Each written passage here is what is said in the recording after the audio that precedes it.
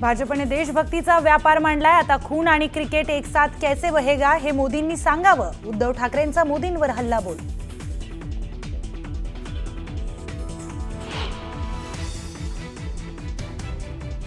ज्या पाक विरोधात आपलं युद्ध पुकारलं त्याच पाक सोबत आपण क्रिकेट खेळणार, तर पहलगाम हल्ल्याचं रक्त अजूनही सुकलेलं नाही। उद्धव ठाकरेंचा जोरदार हल्लाबोल।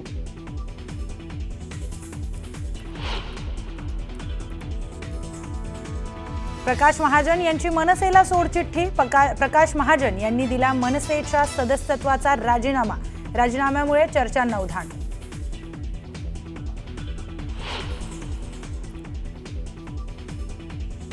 एसईबीसी अंतर्गत आरक्षणाविरोधामध्ये आणि त्याच्या बाजूने हायकोर्टामध्ये सुनावणी सुरू। हायकोर्टात पूर्ण खंडपीठासमोर सुनावणीकडे संपूर्ण राज्याचं लक्ष।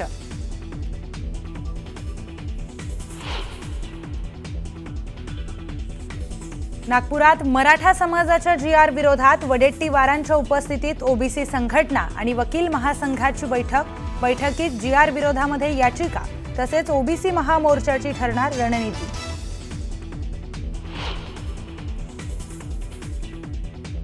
कंत्राटदारांना काम देण्याबाबत अधिकाऱ्यांवर दबाव असतो।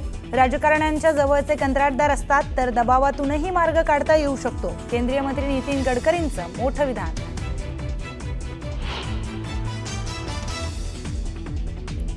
खड्ड्यांच्या मुद्द्यावरून मुंबई हायकोर्टाचा बीएमसीला संतप्त सवाल। एकाच पावसात रस्त्यांची चाळण कशी होते? बीएमसीची कोर्टाकडून खरडपट्टी।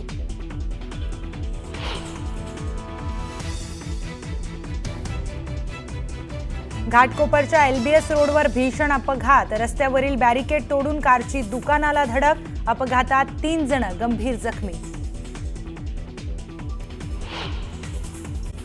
तुम्ही जावेद मियादाचा जो उल्लेख केला, मागच्या वेळेस मुख्यमंत्री बोलताना म्हटले होते की ज्यांनी मातोश्रीवरती पाकिस्तान क्रिकेटर्सना बोलवलं त्यांनी आम्हाला याविषयी सांगू नये, असं मुख्यमंत्र्यांनी बोललं। मी मुख्यमंत्र्यांच्या बोलण्याला किंमत का देत नाही, कारण ते यावेळेला नव्हते, मी स्वतः होतो। आणि जावेद मियादादला तोंडावर बाळासाहेबांनी सांगितलं होतं, त्याच्याकडे नवाज शरीफकडे जसे मोदी गेले होते त्यांचे नेते आणि गपचूप जाऊन केक खाऊन आले होते, त्या आणि जिनाच्या थडग्यावरती डोकं टेकणारे ज्यांचे नेते आहेत त्यांनी आम्हाला देशभक्ती शिकवण्याच्या भानगडीत पडू नये। पंतप्रधान आज मणिपूर दौऱ्यावर आहेत। मला उद्याच्या बद्दल बोलायचं आहे।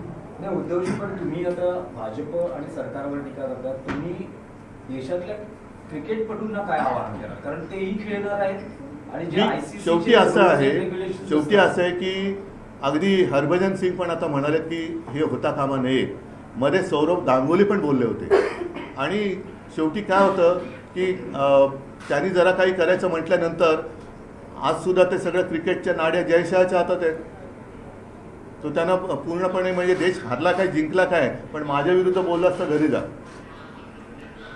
ही खरी जयशाह आणि अमित शहा आणि मोदींची परीक्षा आहे की तुमच्या लेखी व्यापार महत्त्वाचा आहे।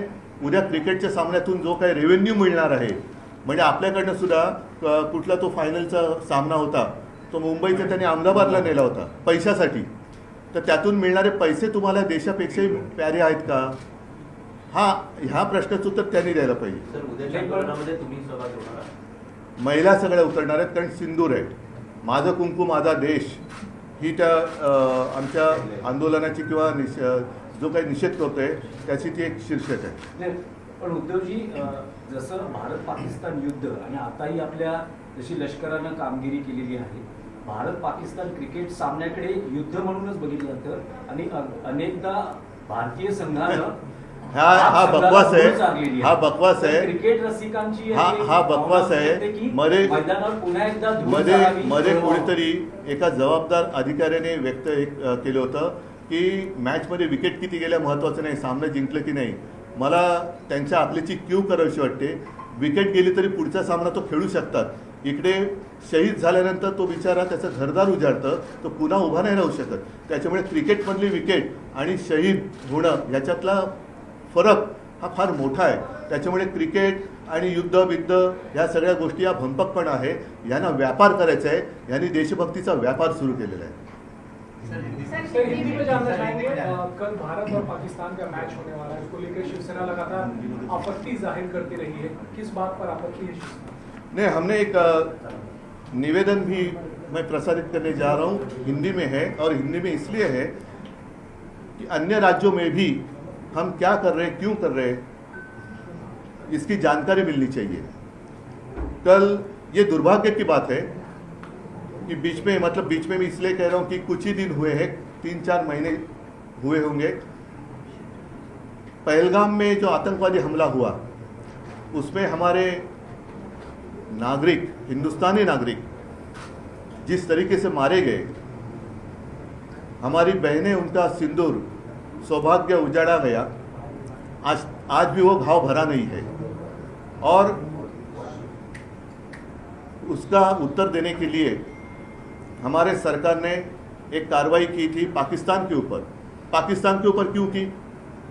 आतंकवाद का हमला सामना अगर करना है तो पाकिस्तान के खिलाफ क्यों? क्योंकि इसलिए पाकिस्तान हमारे देश में आतंकवाद फैला रहा है,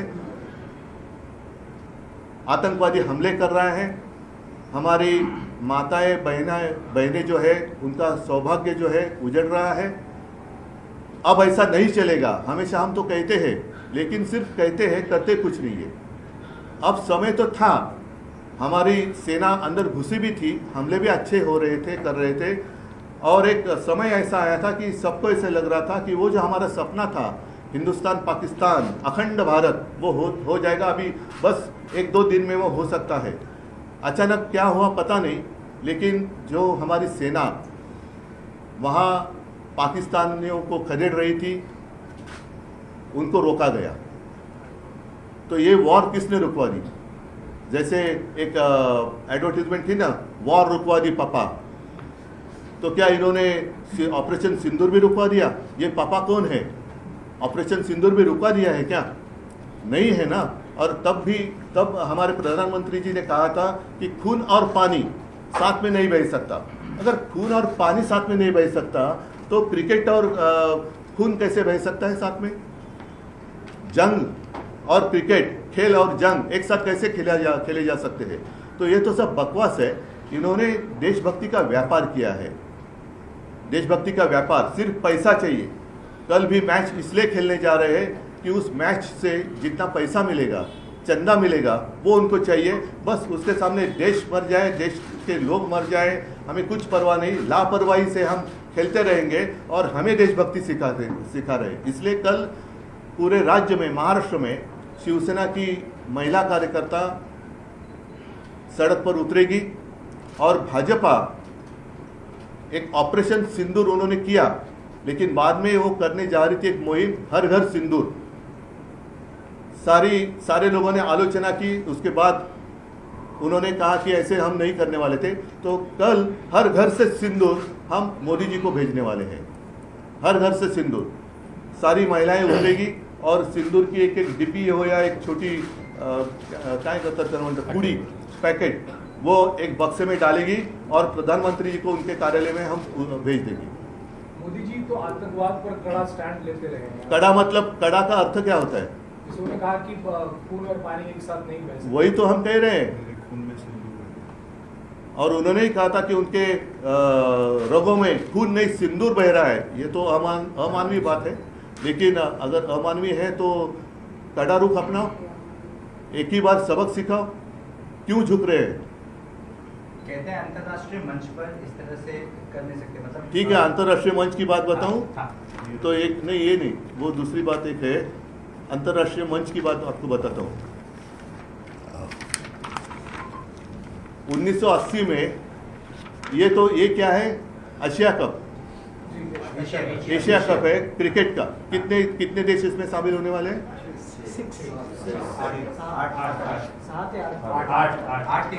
8। और ओलंपिक में कितने होते हैं? पूरी दुनिया से लोग वहाँ आते हैं। तो 1980 में मॉस्को ओलंपिक्स था, उसके ऊपर रशिया ने अफगानिस्तान में अपनी फौज उतारी थी, इसलिए अमेरिका और उनके साथी जो थे उन्होंने बैन किया था ओलंपिक। फिर उन्होंने 1980 में बहिष्कार किया था, इसलिए रशिया ने 84 का जो ओलंपिक था शायद लॉस एंजलिस में, उसके ऊपर उन्होंने बहिष्कार डाला था। तो ऐसी कोई बात नहीं है कि पूरे, और फिर ठीक है ना, मैं मानता हूँ कि क्या कहा आपने, जागतिक, तो पूरे दुनिया भर में आपने अपने जो भी एक सारे पार्टी, उसमें हमारे पार्टी की सांसद भी शामिल थी, सब लोगों को आपने भेजा था। क्या उसका नतीजा क्या है? कितने लोगों ने आपकी बात सुनी, कितने लोगों ने आपकी बात मानी, कितने लोगों ने आपको सपोर्ट किया? और वहाँ जाकर आपने क्या कहा था कि पाकिस्तान हमारे देश में घुसपैठ कर रही है, पाकिस्तान हमारे देश में आतंकवाद फैला रही है। तो अब 2-3 महीने नहीं हुए हैं और सारी दुनिया के सामने उसी पाकिस्तान के साथ आप क्रिकेट खेलने जा रहे हैं। तो पाकिस्तान आतंकवादी है या नहीं है? पाकिस्तान हमारा दुश्मन है या नहीं है? पाकिस्तान के साथ हमारे रिश्ते कैसे होने चाहिए? या सिर्फ हमारे जो जवान हैं वो वहाँ लड़ते रहेंगे, लड़ते लड़ते दुर्भाग्य की बात होती है कुछ लोग शहीद भी हो जाते हैं देश के लिए, तो वो शहीद होते रहेंगे और ये सब केक खाते रहेंगे, क्रिकेट खेलते रहेंगे। ये अच्छी बात नहीं है। रक्षा मंत्री